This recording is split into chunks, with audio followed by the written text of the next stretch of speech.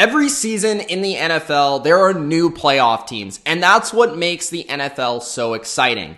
This season, I see 5 teams being new faces to the playoff picture come January. These are my 5 teams that I believe will make the playoffs this year, have a great chance of contending this season, and will be new playoff faces. Before I give you my 5 new playoff teams for the 2019 NFL season, Gronk, spike the like button, subscribe to The Bottom Line View for more NFL videos just like this. And comment below your opinion. Do you agree with my top 5? Do you think these are the teams with the best chance of being new faces in the playoffs in 2019? Or do you see a team outside of my list that didn't make my list that you think should be on it? Before I get into my top 5, I want to give you 2 honorable mentions that I do think were really close to cracking my top 5.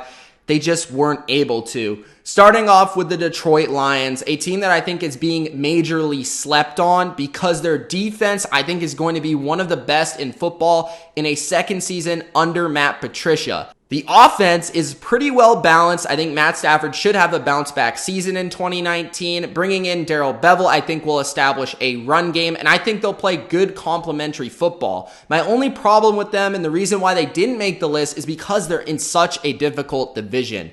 And the other team is the Atlanta Falcons, a team that was struck by injuries heavily in 2018. They have a fantastic offense that could be the best in football in 2019. It's electric. They have a good coaching staff, and their recent playoff teams, 2017, they were in the playoffs. 2016, they went to the Super Bowl. So Atlanta has that playoff experience. They've been there before. I could see them getting there again in 2019. My only issue was I don't know if their defense is strong enough to take them there. Now let's get into my top 5, starting off with the team that I believe it's just time for them to get back to the playoffs. It's been too long, Mr. Aaron Rodgers. At number 5, I have the Green Bay Packers and Aaron Rodgers. The Green Bay Packers are a team that I think made strides this offseason. Big time strides. Strides that we haven't seen for seasons. Offensively, defensively, and it all starts with their coaching staff changes. LaFleur is in, McCarthy is out, bringing in a new offensive scheme where LaFleur has really been tutored by some of the best offensive coordinators in the game, whether it's Kyle Shanahan or it's Sean McVay. He brings this new offense to Aaron Rodgers and the Packers that I think is going to be more centered on the run game, which is going to take some pressure off the shoulder of Aaron Rodgers and allow him to play in more play action, more of an offense that is big play heavy down the field, and I think is going to allow more creativity to open up Aaron Rodgers. And I think Aaron Rodgers is going to be able to trust this offensive scheme a little bit more than he has in the past. When you look at the offense, Devontae Adams is a dangerous wide receiver. I think Aaron Jones is being slept on as an up-and-coming running back, and this offensive line did make improvements in the offseason. Defensively, I think they've made major strides. You look at the defensive line, they already had Clark, who's an absolute monster, Daniels, who's a Pro Bowl level player, Rashawn Gary they drafted in the first round. I think he's going to make an immediate impact. So you have a pass rushing trio on the defensive line that's dangerous.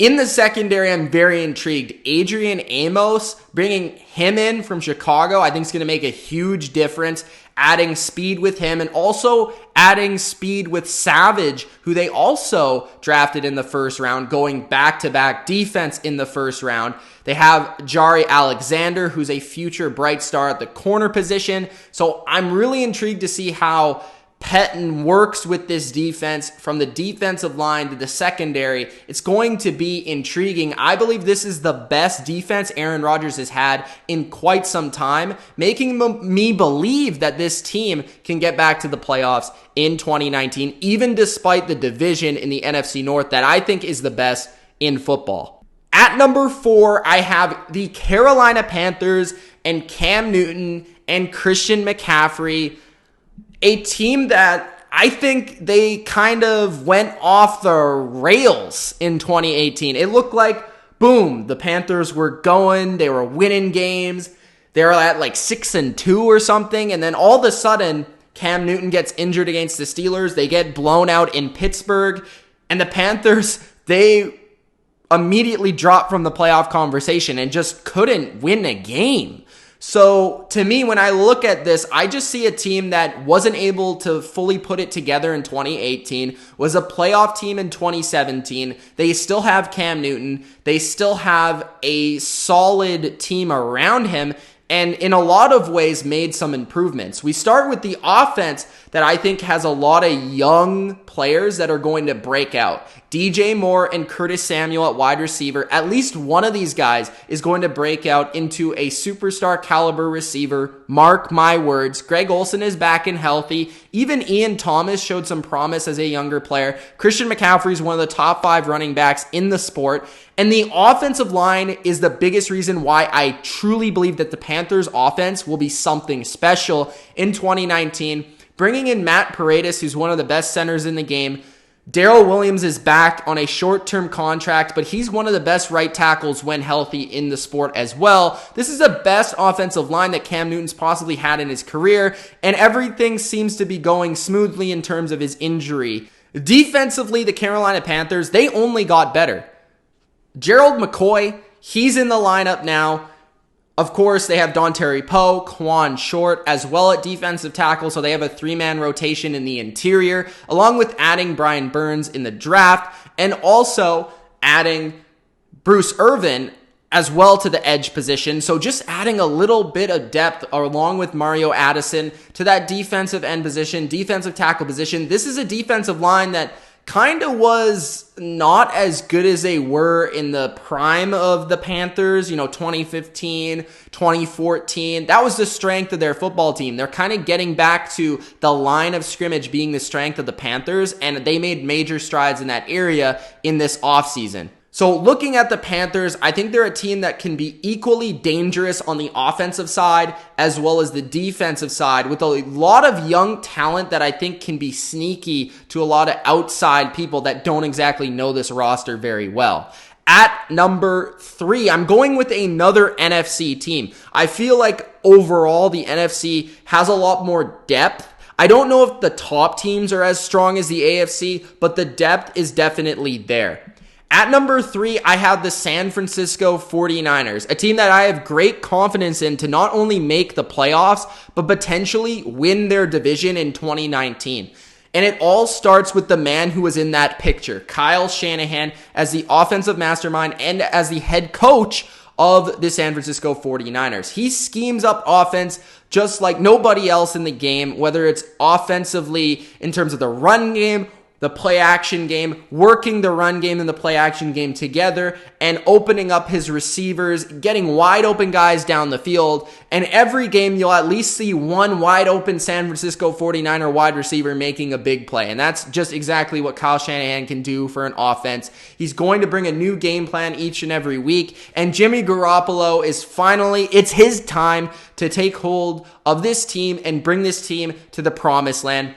Jimmy Garoppolo, I think, going to take this scheme, going to take the weapons around him, which also improved Dante Pettis in the second season, adding Deebo Samuel, adding Tevin Coleman to the running back position, already having George Kittle, who's arguably the best tight end in football, an offensive line that's pretty strong. This offense is going to be dangerous, which is going to allow this defense, which added some pass rushers in, basically they already had DeForest Buckner, they already had Armstead, but now you add edge rushers like Ford, you add Nick Bosa from the draft. This is going to allow this defense, when they're playing really well offensively and establishing the tone offensively, to get after the quarterback, to make plays, to cause turnovers with Richard Sherman in the back end. Finally getting a middle linebacker with Quan Alexander from Tampa Bay.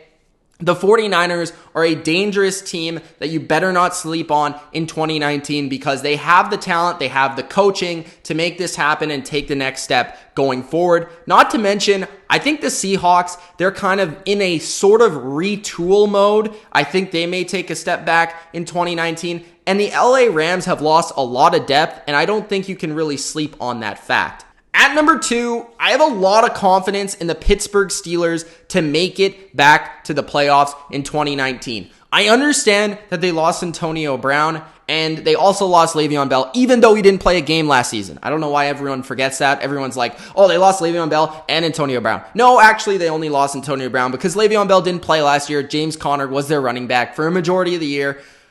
That being said, I got that off my chest, guys. The Pittsburgh Steelers are too talented to miss the playoffs in 2019. I think people are sleeping on their overall roster, and honestly, they should have made it last year. They even beat the Super Bowl champions, the New England Patriots, last season, late in the season. They probably should have beat the Saints last year if it weren't for a couple of crazy plays, and they just had a ton of drama overall that I think can't be overestimated how much of a monkey that's going to be lifted off the shoulders of Ben Roethlisberger, Mike Tomlin, and the entire team and organization in general. This defense is being slept on. Adding Devin Bush was a huge key piece from the draft, adding some speed to their linebacking core. The defensive line is very strong all the way across it, to it. Hargrave, Hayward, TJ Watt's developing into a nice pass rusher that they haven't had for seasons since really the prime of James Harrison. Their secondary is not great, but it's not too bad either. And their offense is still dangerous, guys. They still have Juju Smith-Schuster, Vance McDonald at tight end, James Conner at running back, and of course the Hall of Famer Ben Roethlisberger with one of the best offensive lines in football. I believe PFF ranked it as the best offensive line in football in 2018. So the Steelers are still extremely talented, too talented to miss the playoffs for 2 years in a row. And at number one, it's a team that plays in the very same division as the Pittsburgh Steelers. That is the Cleveland Browns and Odell Beckham Jr. and Baker Mayfield.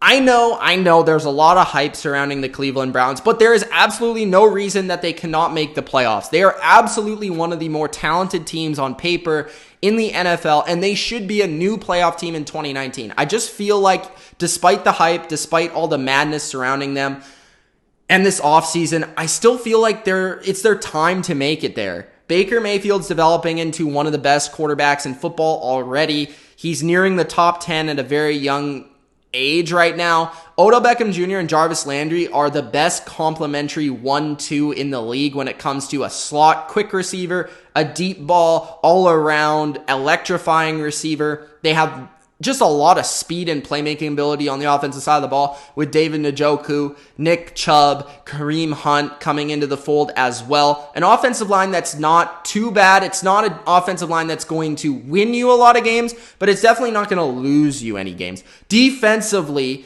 Myles Garrett can develop into one of the best edge rushers in the league if he isn't already. Sheldon Richardson added into the fold on the defensive line. Olivier Vernon they traded for to give that 1-2 punch on the edge for the Browns. Linebacker is not too bad with Kirksey in the middle of it. Then you look at the secondary. I'm not exactly sold on their safeties, but if they can get something out of Greedy Williams on the opposite side of Denzel Ward, that's going to be a really interesting, talented corner duo that could have an impact right away. So the Cleveland Browns are an extremely talented team on paper. If Freddie Kitchens can bring the creativity to the offense and stability to the defense, I think the Browns are going to be a team that is going to be difficult to stop and be a team that is complementary on both sides of the ball in a similar way that I talked about with the 49ers, where their defense can attack and their offense can just light up the scoreboard. Gronk, spike the like button, subscribe to the channel if you haven't already. It's Mitch of TheBottomLineView. I hope you enjoyed this top 5 new playoff teams for the 2019 season. Like I said, if you did, Gronk, spike the like button and subscribe to the channel. It's Mitch. Peace out.